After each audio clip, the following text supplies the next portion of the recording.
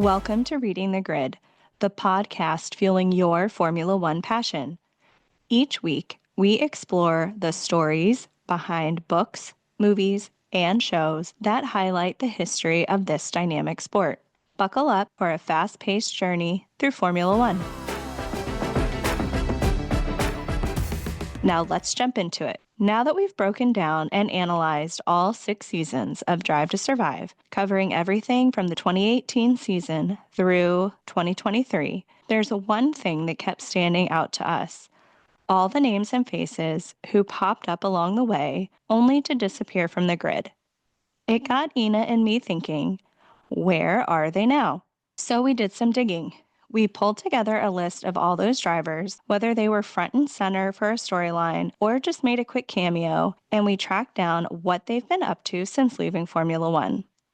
Some of the names you'll definitely recognize, some you might have completely forgotten about, and some might just leave you asking, wait, who?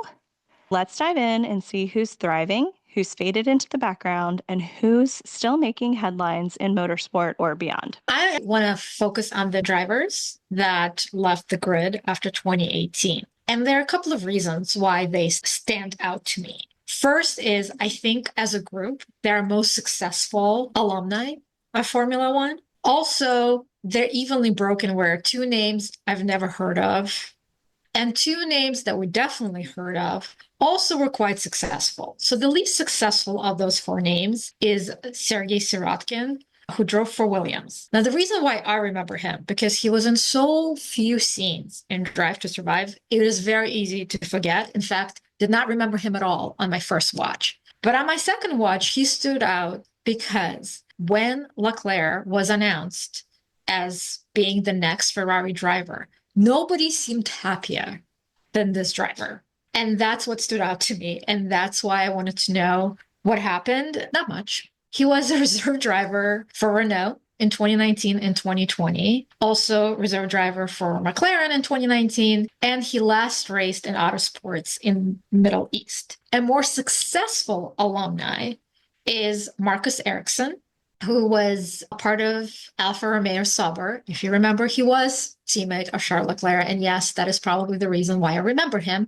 He actually went into IndyCar and he won Indianapolis 500 in 2022. There are 3 crown jewels in motorsport, and that's Monaco Grand Prix, Indianapolis 500, and 24 Hours of Le Mans. So speaking of 24 Hours of Le Mans, we have Brandon Hartley. I do not think he was mentioned once in Drive to Survive. He went into World Endurance Championship and he definitely found his stride. He won record, which is jointly held, 4 World Endurance Championships. And he's a 3-time winner of 24 Hours of Le Mans. And finally, we have Stoffel van Dorn, who also competed in World Endurance Championship and actually won a championship with Mercedes. Again, Stoffel van Dorn, I don't think they showed us even once. His name was mentioned in a few races, but that's as far as those references went. Let's talk about Robert Kubica, who was on the grid with Williams in 2019, but his Formula One story actually starts way back in 2006. Kubica made his F1 debut with BMW Sauber, and in 2008, he made history by winning the Canadian Grand Prix, becoming the first Polish driver to win a Formula One race. But Kubica's career took a devastating turn in 2011 when a near-fatal rally crash left him with severe injuries, threatening not just his racing career but his life. Somehow, against all odds, he fought his way back into Formula One, driving for Williams in 2019. After that, he stuck around the paddock as a reserve driver for Alfa Romeo from 2020 to 2022, even stepping in for Kimi Räikkönen a couple of times. In 2020, Kubica technically finished 20th out of 21 drivers, with Nikita Mazepin taking the infamous 21st spot. Since then, Robert has been making a name for himself in endurance racing. In 2023, he won the World Endurance Championship title in the LMP2 class with the team WRT. And in 2024, he added another huge milestone to his career, winning the Lone Star Le Mans race. That win made him only the 3rd driver in history to win both a Formula One Grand Prix and a World Endurance Championship race, joining the ranks of Fernando Alonso and Mark Webber. There are a lot of World Endurance Championship winners in our review of alumni, and it seems to be the two most popular series to go to after Formula One is IndyCar or World Endurance Championship. Speaking of IndyCar, Romain Grosjean, who we last saw very brilliantly in 2020, moved on to IndyCar. He actually achieved a pole position and a podium at Indianapolis Grand Prix. He actually continued to score several podiums across 2022 and 2023 with Andretti.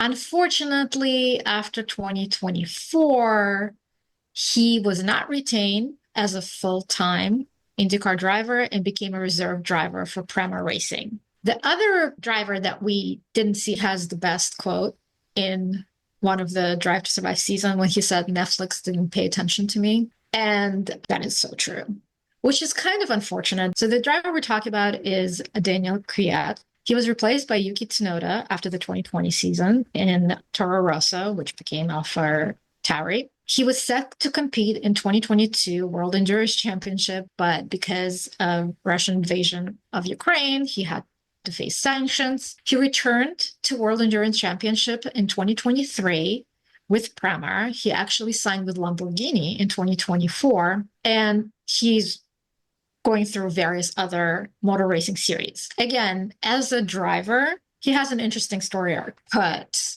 the way that he features in the personal lives of one of our current drivers is much juicier. Our favorite deadpanning, non-fan of the media, Kimi Räikkönen, he retired after the 2021 season from Alfa Romeo. He is not trying to get back into racing. However, his son Robin is showing a lot of promise in karting, so perhaps we'll see him on the sideline as the son advances. And he has the same personality as Kimi, so cannot wait for him to keep going through the series. Antonio Giovinazzi, also with Alfa Romeo, he remains a reserve driver for Ferrari, which is a role he's had since 2017. He did move to Formula E in 2021, but after not scoring any points, he left the series. He joined Ferrari for a 99P hypercar project in its inaugural 2023 season. Also in 2023, he won 24 Hours of Le Mans with two others in a Ferrari. Antonio Giovinazzi, he has the best nickname, which is Italian Jesus. That's pretty good. Well, as they say in Italy, they only have two religions, the Catholic Church and Ferrari, so that's pretty appropriate. Finally, for 2021, we will find out what happened to Nikita Mazepin. As we know, Haas had decided to cut ties with Uralkali and Nikita when Russia invaded Ukraine. He is still searching for a way to get back into Formula One. I honestly don't see that happening, just given the geopolitical climate and what's going on, but you never know what his daddy's money could buy at some point. As we saw in our last episode of regular reviews, as Papa Stroll said, he has the wallet, so does Nikita's father.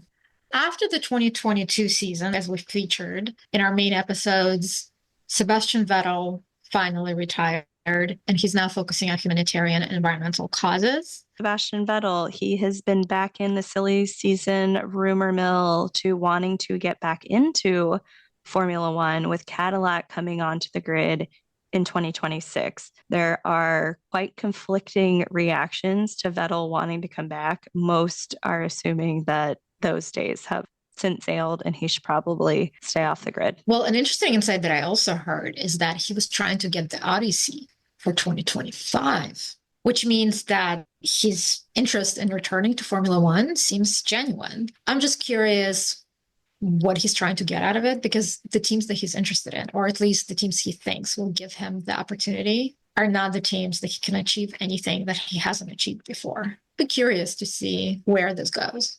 Moving on to Mick Schumacher, whose last season with Haas was 2022. He joined World Endurance Championship in 2024 with Alpine, achieving maiden podium finish at the 6 Hours of Fuji. He's not a reserve driver for Mercedes anymore, which was his role until this year. And he still wants to compete in Formula One. And finally, we have a driver who appeared a little bit in Drive to Survive, but didn't get a ton of attention, and that's Nicholas Latifi. He actually decided to put his racing career on hold and studied for an MBA at London Business School.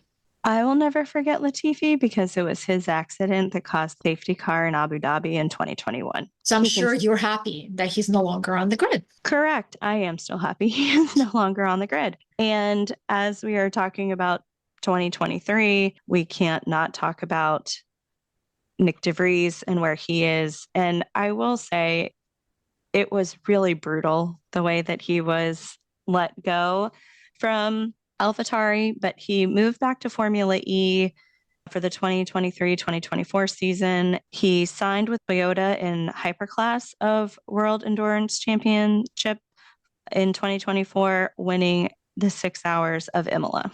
And remember, Nick DeVries was a Formula E champion when he joined Formula One. So it's really seems to be just one series that doesn't work for him.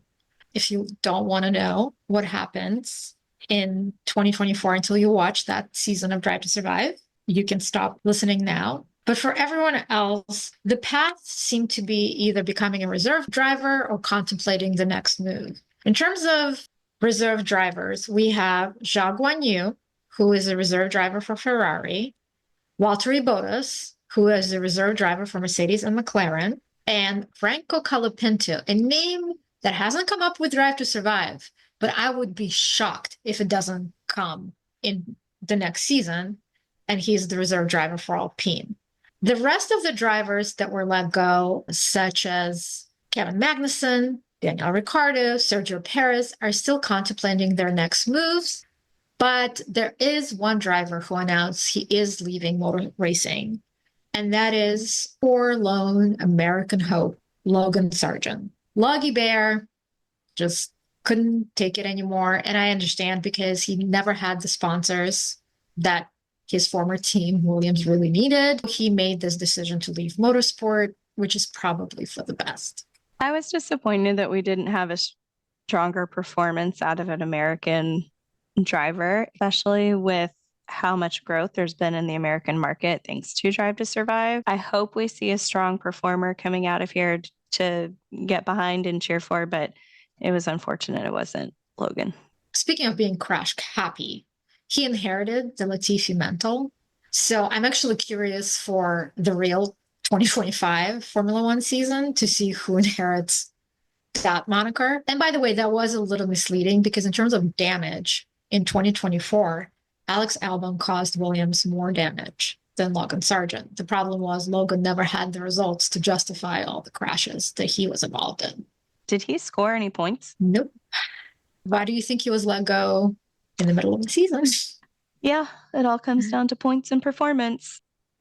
Williams was way better than Red Bull. I personally think 2024 should never have been his year, but they still give him part of 2024 to write some kind of a narrative. They gave him more runway than I think most teams would have for sure, trying to make it work, to be fair to the team and to him. If it was anywhere else, I think he would have been cut.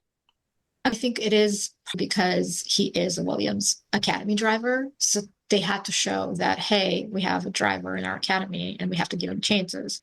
One of the reasons why Colapinto really popped is that nobody knew about him, cared about him, didn't have the results coming in that anyone was excited about. But he was a product of the Williams Academy and turned out to be quite exciting.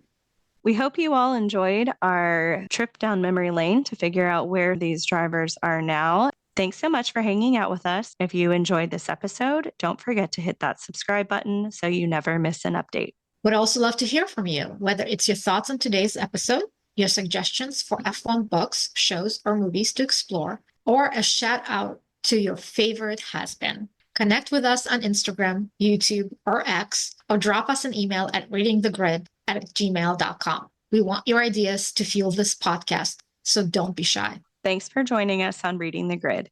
Keep your engines running and your pages turning. Until next time.